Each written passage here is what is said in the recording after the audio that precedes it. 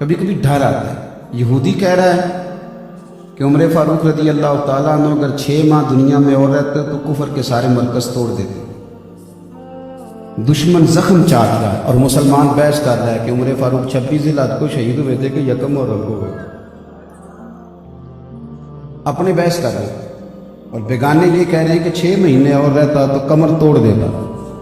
تھوڑی مہربانی کریں یار، ہر بات تولجنے والی نہیں نہ ہوتی، تھوڑا سا خیال کریں۔ آپ کو نہیں پتا کہ آپ کے دشمن کتنے مضبوط ہوتے جا رہے ہیں۔ غیر اتنے مضبوط اس وطن میں کبھی نہیں تھے، اتنی جرت کے ساتھ وہ کبھی بات نہیں کرتے تھے۔ ان کی اٹھی ہوئی گردنیں بتاتی ہیں کہ پہرے دار یا تو لڑ پڑے ہیں یا سو گئے، دو ہی کام۔ ہمیں بہت ساری متاؤں کا جواب دینا ہے، مہربانی فرمائیں۔ تو حضرت ابی بن کعب رضی اللہ تعالیٰ عنہ تقوی کی تعریف کرنے لگے، کہنے لگے امیر المومنین،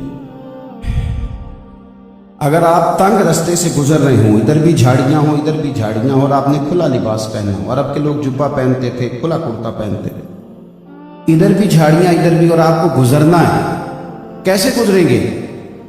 حضرت عمر فاروق رضی اللہ تعالیٰ عنہ فرمانے لگے بس میں ذرا کپڑے سمیٹ لوں گا اور دائیں بائیں خیال رکھوں گا، احتیاط سے گزر جاؤں گا۔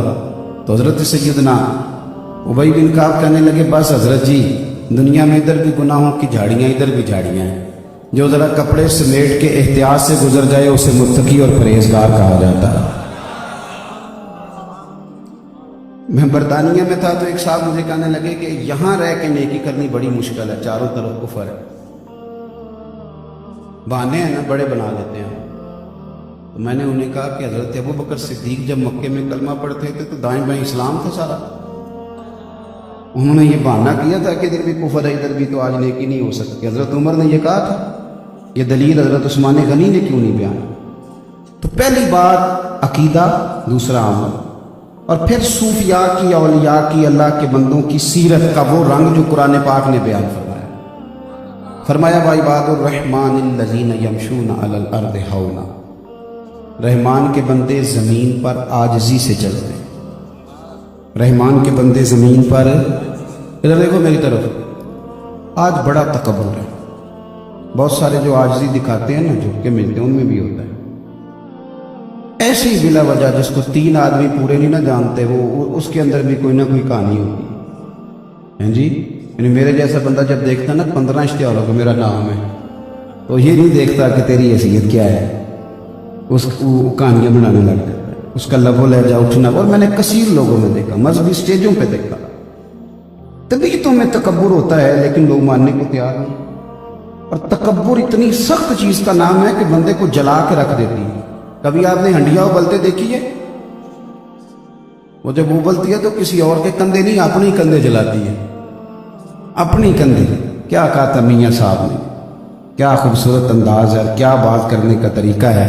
فرمانے لگے اچا نام رکھایا جس نے، وہ چلے وچ سڑیا، اور نیواں ہو کے لنگ محمد لنگ جاویں گاڑیا، اور نیواں ہو کے لنگ محمد لنگ جاویں گا اڑیا۔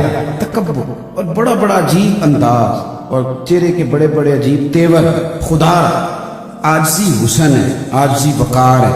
جو پورا اکڑ جاتا ہے نا وہ تو مردہ ہوتا ہے، زندوں میں تو لچک ہوتی ہے۔ وَعِبَادُ الرَّحْمَٰنِ الَّذِينَ يَمْشُونَ عَلَى الْأَرْضِ هَوْنًا، رحمان کے بندے زمین پر عاجزی سے، انکساری سے مان لیتے ہیں، انہیں قبول کرنا آتا ہے، وہ تسلیم کر لیتے ہیں، ان کا مزاج ہوتا ہے۔ اللہ کے بندے ساری زندگی، آپ یقین کریں اتنی بحثیں پرانے زمانے میں اس لیے نہیں تھیں کہ وہ لوگ ماننے کے عادی تھے۔ خواجہ حسن بصری رحمۃ اللہ علیہ خطاب کر رہے تھے، خواجہ حسن بصری تابعی ہیں، حضرت خواجہ حسن بصری تابعین میں سے ہیں اور قرون اولیٰ کے صوفیاء میں سے خطاب کر رہے ہیں۔ تو پیچھے خاتون ہے، اللہ کی نیک بندی، توجہ ہے میری بات پر؟ تو خواجہ صاحب تقریر کرتے کرتے کہنے لگے رب کریم کے دروازے پہ دستک دیتے رہا کرو، دستک دیتے رہا کرو، کبھی نہ کبھی دروازہ کھل جائے۔ پیچھے سے نا وہ بی بی بولی، کہنے لگی حسن بصری یہ کیا کہہ رہے ہو؟ دروازے پہ دستک دیتے رہو، کبھی نہ کبھی کھل جائے گا، رب کا دروازہ کبھی بند بھی ہوا ہے؟ تو خواجہ حسن بصری رحمۃ اللہ علیہ روئے اور ممبر سے اتر گئے. فرمانے لگے حسن بصری بس کر یار واز, رب کریم کو تو یہ بی بی تجھ سے زیادہ جانتی, بس کر, علم و بس کریم و یار, کوئی عرف تینوں درکار, یہ بی بی اللہ کو زیادہ جانتی. کیوں یہ میری طرح کے واز کرنے والے, نعت پڑھنے والے, تلاوت الجھ جاتے ہیں بیچارے, اپنی تعمیر رک جاتی. حضرت عمر فاروق رضی اللہ تعالیٰ عنہ کے پاس ایک شخص نے آ کے کہا, مسند امام احمد بن حنبل میں موجود ہے. اس نے کہا حضرت جی میں نے تعلیم حاصل کی ہے, میں تقریر کر لیا کروں. فرمانے لگے میرا مشورہ ہے نہ کروں. حضور کیوں؟ فرمانے لگے جو لوگ تقریریں کرتے ہیں نا وہ کئی دفعہ دوسروں کو گناہگار سمجھتے ہیں, ان کے کبھی نہ کبھی ذہن میں آتا ہے کہ میں کچھ ہے ہوں. کئی دفعہ نا میں آپ کو ذاتی بات بتاتا ہوں, گفتگو کے بعد مجھے احساس ہوتا ہے کہ یار یہ بات ٹھیک نہیں تھی, یہ انداز ٹھیک نہیں تھا. ایسا لگا کہ جیسے زیادہ تیز بات کر دی.